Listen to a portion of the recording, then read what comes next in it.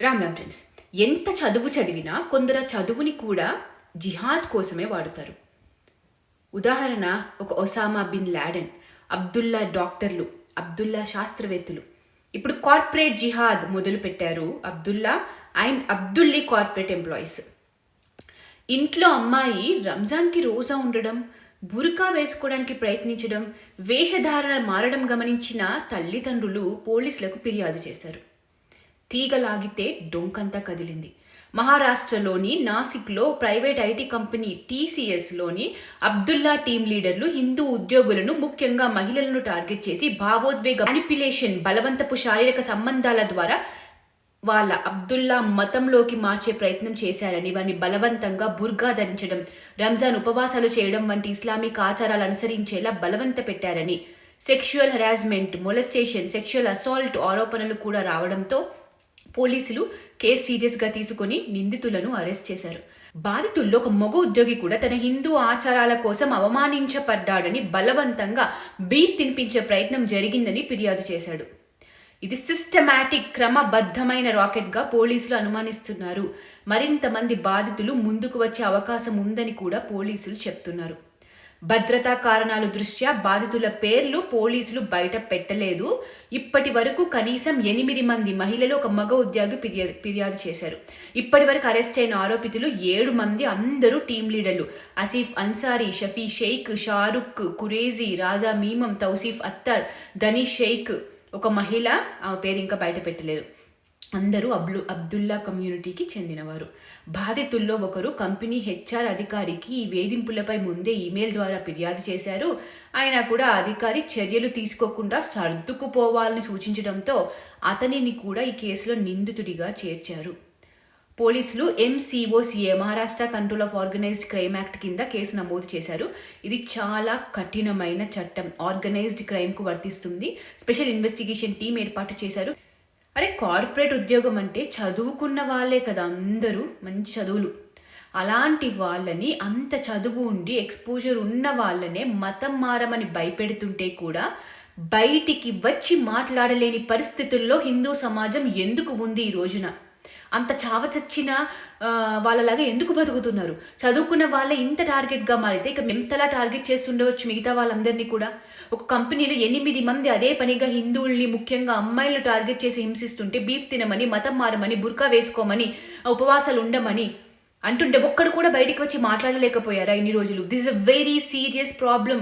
చుట్టూ ఎన్ని జిహాదులు, ఫుడ్ జిహాద్, తూక్ జిహాద్, లవ్ జిహాద్, ఇప్పుడు కార్పొరేట్ జిహాద్, ఇన్ని జరుగుతుంటే చుట్టూ ఒక పక్క ఉగ్రవాదుల లింకులు ఉన్నాయని జిహాదీలు దొరుకుతుంటే, ఆహా మేము నమ్మము, సిక్కుల రోగంతో కళ్ళు మూసుకొని తడిగుడ్డేసుకొని పడుకుంటాం అంటున్నారు కొంతమంది మహిళోద్ధారకులు, సోకాల్డ్ మహిళోద్ధారకులు, కమ్యూనిస్టులు, కాంగ్రెస్ చెంచాలు.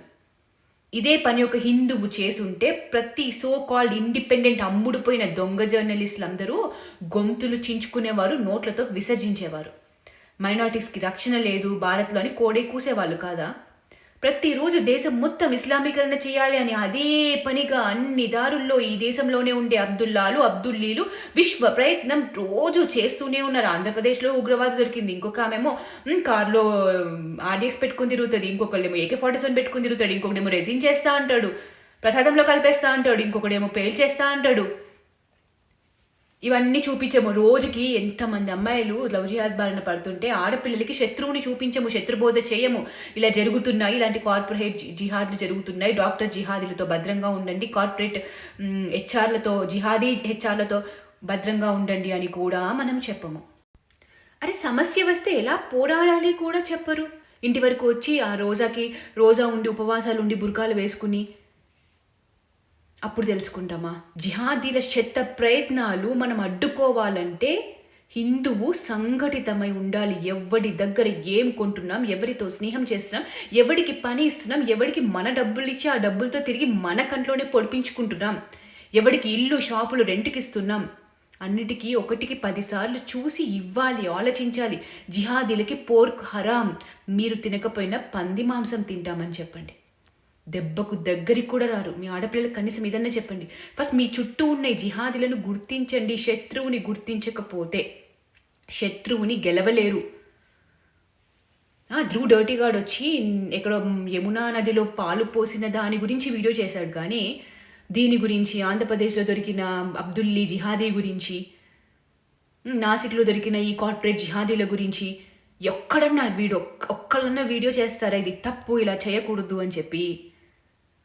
నదిలో పాలు పోస్తే వచ్చి మాట్లాడుతున్నారు, గొంతులు చించేసుకుంటున్నారు, నదిలో పాలు పోస్తే జనాలు చచ్చిపోతున్నారా? జనాల్ని కట్మిర్చీలు అవ్వమంటున్నారా? జనాల్ని మానసికంగా హింసిస్తున్నారా? అత్యాచారాలు చేస్తున్నారా? బ్లాక్మెయిల్ చేస్తున్నారా? నదిలో పాలు పోసే ఉన్న కన్సర్న్ మనుషుల మీద లేదా వీళ్ళకి? అంటే విక్టిమ్ హిందువులు అయ్యి చేసేది అబ్దుల్లాలు అయితే వీళ్ళెవ్వరూ మాట్లాడరు. సో వీళ్ళు అందరికన్నా పెద్ద శత్రువులు. ఒక ప్రాబ్లమ్ని అది ప్రాబ్లమే కాదు అని మిమ్మల్ని బ్రెయిన్ వాష్ చేసేవాళ్ళు ఇంకా నీచులు వాళ్ళు. అలాంటి వాళ్ళని కూడా గుర్తించాలి. ఇంకా వాళ్ళని ఫాలో అయ్యే హిందువులు ఉన్నారు చూసారా, ఇంకా అలాంటి వాళ్ళని ఏమనలేము. జాగో, be aware, protect our girls. వాళ్ళే వంశాన్ని ముందుకు తీసుకెళ్లేది, అందుకే వాళ్ళే టార్గెట్. ఒక మహిళ 25-26 ఏళ్ళు ఒక అమ్మాయిని మతం మార్చగలిగితే, పెళ్లి చేసుకుని లవ్ జిహాద్ చేయగలిగితే, ఒక హిందువు తగ్గడమే కాకుండా ఆమె ద్వారా వచ్చే ముందు తరాలు కూడా, హిందువులు కూడా ఆగిపోతున్నారు అనేది గుర్తుపెట్టుకోండి. That is where their target. గజ్వే ఏ హింద్ మొత్తం ఇస్లామీకరణ చేయడం. వాళ్ళకున్న క్లారిటీ మనకి లేదు. Be aware of these enemies.